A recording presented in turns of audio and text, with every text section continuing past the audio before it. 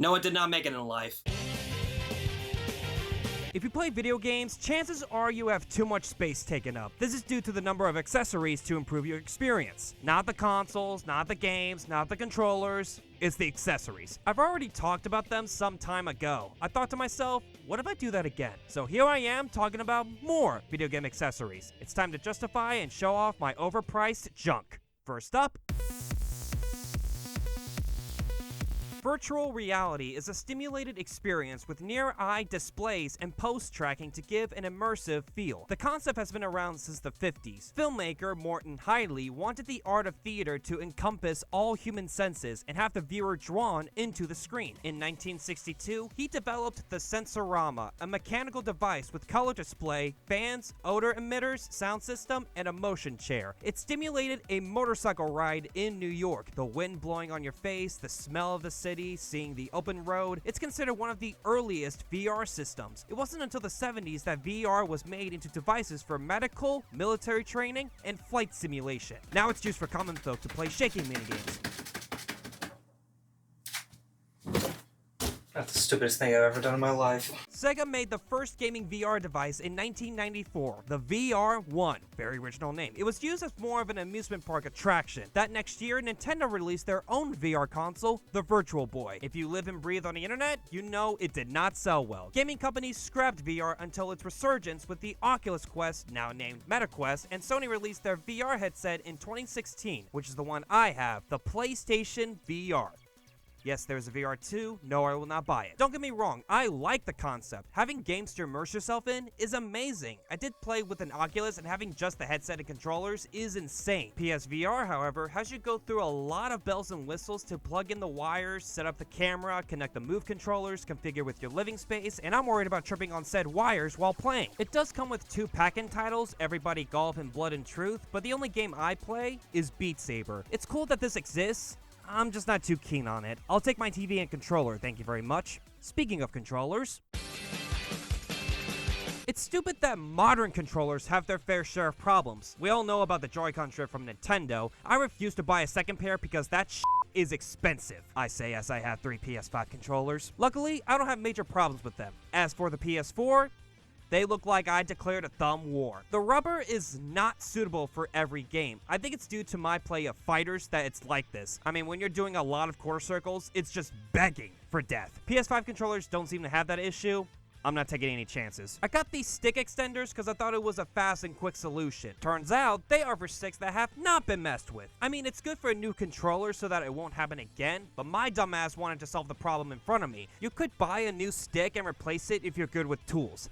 Let me repeat myself, I'm a dumbass. I also don't want to spend money on having someone else to do it for me. I have standards. If you don't want that problem, get these sticks. It's cheaper than a new controller. With that, it's time to sit back and relax. One small problem.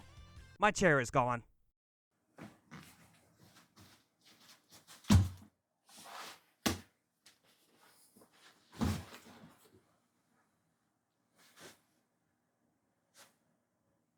Am I a real gamer now?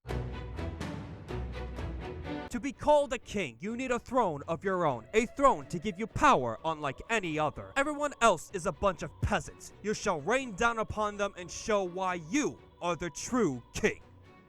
I never got a gaming chair. To me, it's just another chair that happens to be for gamers. I usually be on the couch or any other chair, and it worked for me. I didn't have a reason to get one. I also heard stories that they are uncomfortable and give you back problems. I'm in my 20s, and I already have that. I don't need to make it worse. Why do I have one then? I got this as a birthday gift. It's definitely not the chairs that people see in live streams and stuff. It doesn't have wheels, no extra padding in the lower back. This is the most knockoff chair in existence. F it, I'm drinking Mountain Lion in this bitch. Jokes aside, I like the padding on the seat. It has a speaker in the back where you plug your controller and the sound comes out of that. It makes the game more surround sound than headphones. Still prefer headphones. It has Bluetooth, which you can connect to your phone to have game sound from there or just listen to music. You can change the volume and bass of the speaker. Finally, it lights up.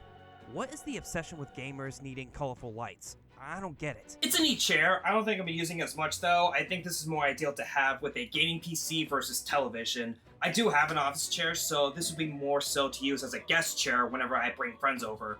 I just wish I knew where my actual chair went. Oh hey, what do you know? Okay, that's it for me. I'll see you whenever. Okay, I'll show you my Amiibo collection.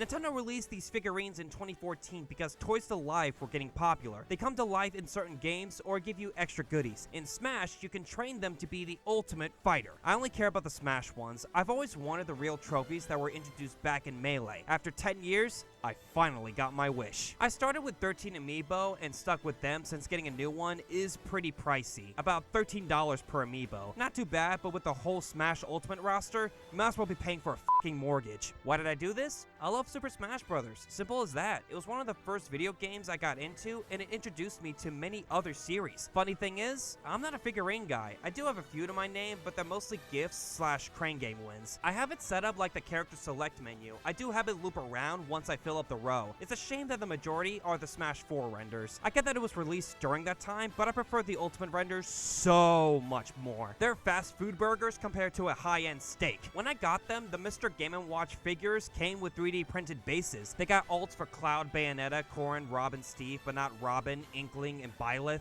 Make it make sense, Nintendo. The way some of the characters are set up is hilarious. Dark Pit is like, I don't need 100 people to take down a gorilla. All I need is this gun. Rosalina giving magical powers to Little Mac. Really wants to grab that Buster Sword.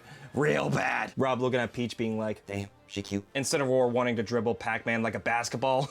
Just going boom, boom, boom. I hope I can get some shelves or levels to display them properly, but for now, I'll enjoy what I have. I'm proud of this. I'm glad I was able to pick them up for my friend. I will cherish this for years. But seriously, I paid around $1,600 for all of this. It's just a bunch of plastic. What is wrong with me?